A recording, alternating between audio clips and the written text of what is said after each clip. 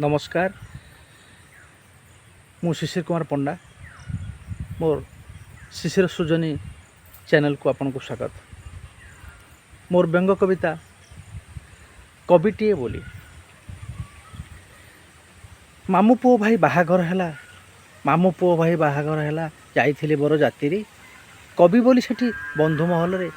बारी थिला मोर खातिरी सेई खातिर रे मद आसीगला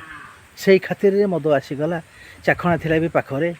लोभरे पीले ढक ढक करी बोतल जाकी काखरे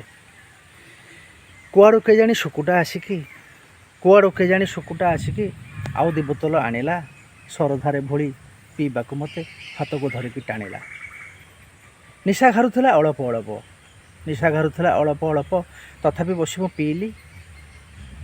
खाई कि ना मने ना मोर पेट करदेली ढिली प्रसेसन है बर बाहर प्रसेसन है बर बाहर पहुँचला जाई जारका नागिनी नाचरे मशगुल थी मुई टका षंढ मारका आमर उदंड नाच को सेठिका लोक करुले बारण आमर उदंड नाच को सेठिका लोक करुले बारण शुणिलुनि बोली ठेंगा बाड़ी धरी सिंह रूप करे धारण सेकी देई गले किछि न विचारी सेकी देई गले किछि न विचारी दौड़िलु जी जुआड़े निशारे थी मु टल टल बोली जाई पारिलिनी कुआड़े सबु राग से लोक माने देले सबु राग से लोक माने देले मोरी उपरे सुजेई कविटीए बोली सेते बेले तांकु पारिलेनी मोटे बुझाई पारिलेनी मोटे बुझाई। नमस्कार। मो कविताटी जदि आपन को भल लगे ताहले आपन एको